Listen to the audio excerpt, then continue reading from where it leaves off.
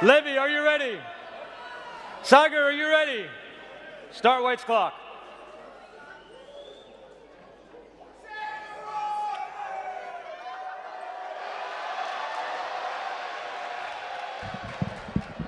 And the most exciting game of this, one of the most exciting, has started. And the first move, bird's opening, pawn to f4. Now, as I take my seats, I'm coming in just as a few moves have been made. Levy had said he was willing to let Sagar make the first move for him. Then it was turned to the audience. What did we land on there, and how do you guys feel like it kind of shakes up the game from the get-go? For Levy, he played f4, and maybe it's because there's going to be a new Gotham course and obscure openings. Typically not recommended, because anytime you push a pawn near your king, it opens up diagonals. So this diagonal here is exposed. That's the golden pawn in chess. f2 and f7 here, because it keeps the king safe. Yeah, pawn to f4, it opens the door. And now your king is in a very fragile position for the remainder of the game until you can find a way to get it to safety. And the crowd is going crazy because both these players, you know, they've seen so many of their videos online. Here, they get to see them playing in front of each other. f4, bird's opening played by him. Both of them very, very serious. And the position has now transformed into some sort of a stone wall structure. Robert, have you heard of this term, stone wall? You know, it's funny because I was not expecting this from Levy. And maybe it's because USA's won the match that he feels like he can get away with anything. But I do think that Levy cares. And I really think he wants to show Sagar who's the boss in the YouTube world.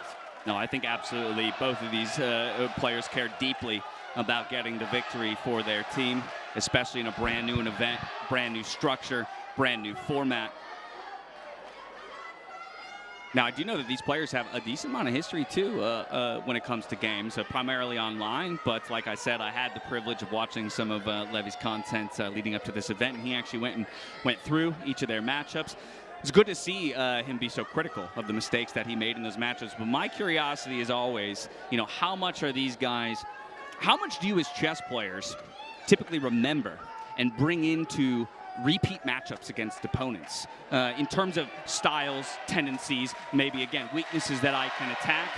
You know, like, how do you build that in your brain when maybe you've played 4 times, but it's been over the course of 6 years? Yeah, sometimes you actually have to throw the history out the window, because even if you've won all 4 games, you're a new player. And I think players change with the seasons. It's not like, you know, some players, I have to say, do play the same opening over and over again because they've studied it so in depth. Others, they're moving targets. Today, you're going to get e4 on the first move. Tomorrow, d4. And guess what happens next? Nobody knows, including, as Levy said, himself. So, Harshit, I mean, you want to be a moving target at this high level.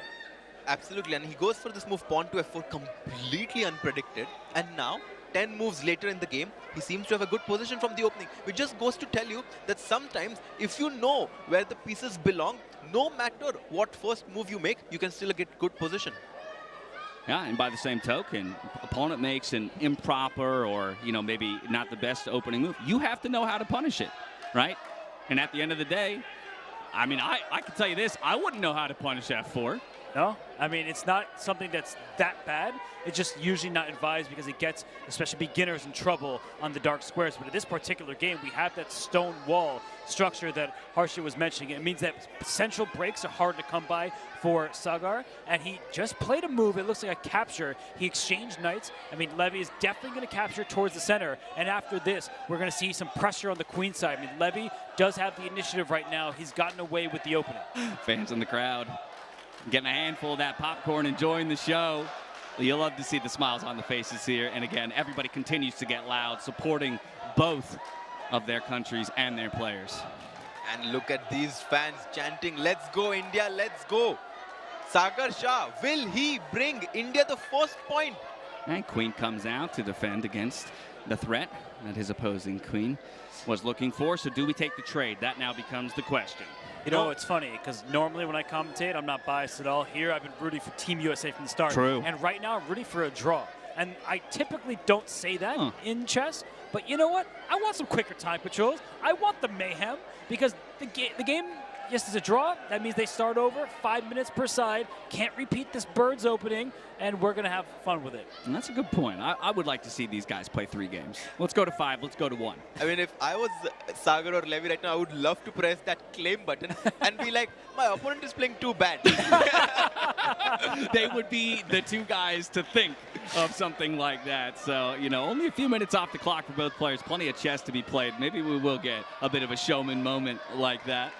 And you ask this question, does White want to allow this trade of queens?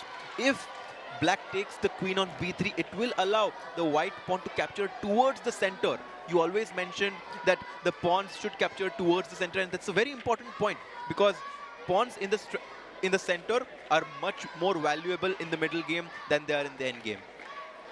Okay, so now it's onus on Sagar to decide, do I want to go for that trade? Am I giving my opponent an excuse to centralize or move that pawn a little bit closer to the center of the board? And ultimately, is that something I want to do? I think that Sagar at this stage, he's reacting for the most part because Levy has made a move, a developing move with the bishop, putting pressure on this pawn on e7. The queen left the defense of that square. So I think for Sagar, the crowd is really, they're going crazy because Levy's hyping him up. Levy's hyping him up, man.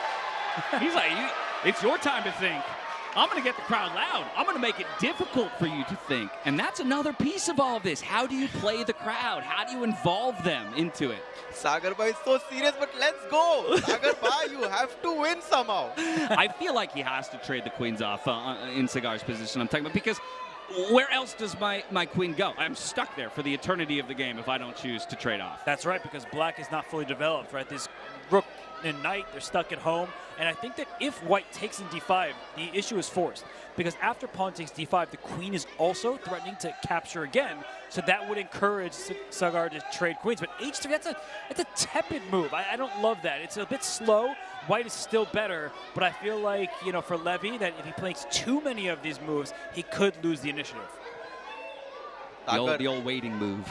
He's making a waiting move, improving his position, but I feel like Sagar has to start playing quickly. The position is so solid that it's very hard. It's going to be very hard for him to find a weakness in White's campus. But if he can put pressure on the clock, that's where he can get his chances. I think the best strategy for Sagar is just blitz out his moves from now on. Okay. So asking for that change of pace, change the character of the game, if you will. Exactly. I think the character of the crowd has changed. They're rooting just nonstop now. Lots of Levy fans here. I've heard a sprinkling of Sagar Shah fans here, but he's a beloved figure in the chess world, and that's not an angle you see very often with him because he's not that often found at the board. No, definitely. And he's somewhat of a soft-spoken guy. I mean, both these players, and look at him. Levy showing a heart to the crowd there. It's so hard to not like these players. They're so lovable. They're doing so much for the chess game, and I'm so happy that we are able to see both of them play in front of each other, in front of such a big crowd. Is that not the coolest thing ever? We got signs in the audiences as well. I mean, I would have thought maybe second, third event, people would, you know, oh, now get the idea. I can bring in noisemakers. We got an event 1. Let's go. These are chess players. They think ahead. That's right? True. You're right. That's on me. Yeah, exactly. Come on. That was a softball Yeah, there. they're thinking 25 moves ahead right now. Chess fans are amazing fans. And I do love the way that this crowd here in particular has really accepted that role. You know, I think there's a question when it comes to the ingrained etiquette of chess and the long history of chess. Would it have taken more time, you know, for people to kind of, okay, no, it's okay that we get loud? And I feel like this crowd here has proven, right out the gate, we're going for it. And they're like, we can be really loud. And I love that the whole Indian team is still sitting there. They're still trying to root for their teammates. Even though the match has been won by Team USA, the Indian team still showing great camaraderie. And that's what you need. Keep your spirits up. Yes, you can't necessarily get the victory. The great news is this is an exhibition show match, right? There are no rating points on the line. So at the end of the day, the goal here is to put on a show and have a good time. Yeah, and I mean, every single match is intrigue just because the overall score is in USA's favor. And wow, this move just played by, sorry, he's like, get those queens off the board. Take my damn queen. Stop running away. And the question, I think, now is, will Levy finally acquiesce, or is he going to keep running? How often do you see 4 pieces stacked like that on the A file, of all things? I'm actually thinking whether Levy will go for a repetition. He'll take the queen back. Oh. Sagar will attack the queen again and maybe a draw. They might want to play some more chess, you know? I kind of feel like these guys would be willing to play some more chess. I think Levy knows what the people want. Yeah. He knows that they want to see these two stretch to the limit, playing quickly from the start, because this has been a methodical game. And you asked about the A-file. Has it been this clock before? The famous Kasparov-Karpov game. Okay. With the, the whole A-file was with pieces on it. So it doesn't happen very often, but when it does, great players, clearly. Yeah, and you'll probably see it happen more in formats like this, again, where in most cases, you're not going to find your way to a draw unless, of course, these guys with the threefold repetition decide that they want to go. He goes back with the queen, and he has a smile on his face. Queen B6. Queen B6. Oh? Well, is it, He's asking the crowd whether he should go for the draw or no. He's going to have a conversation with them. All right. I don't know what he's learned from that back and forth, but I think he's learned that Sagar's ready. He's every bit up to the task. He says, you're not the only content creator here. You're not the only international master at this board. I can play your game. I'm not afraid. Full authority. Let's go for the draw. Bring it back. Will they claim? Will he claim? And press the button. Press the button. Press the damn button, Sagar Bhai. And he's just pretending right now. Yeah. He knows he's going to take his draw. Milk it.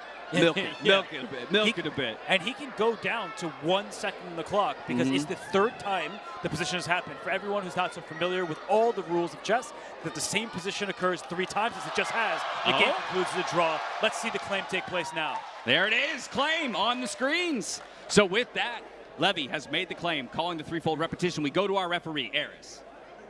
Can you check? If you want, or you're going to go for it anyway? No, I just want to know if it's a draw or when I make the move, it's a draw. Okay. I think it's when he makes the move, but... Leonard, can you check that for me? The play is under review.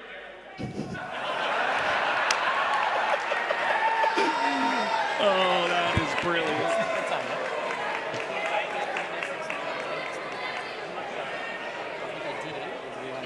Leonard, do you have a draw?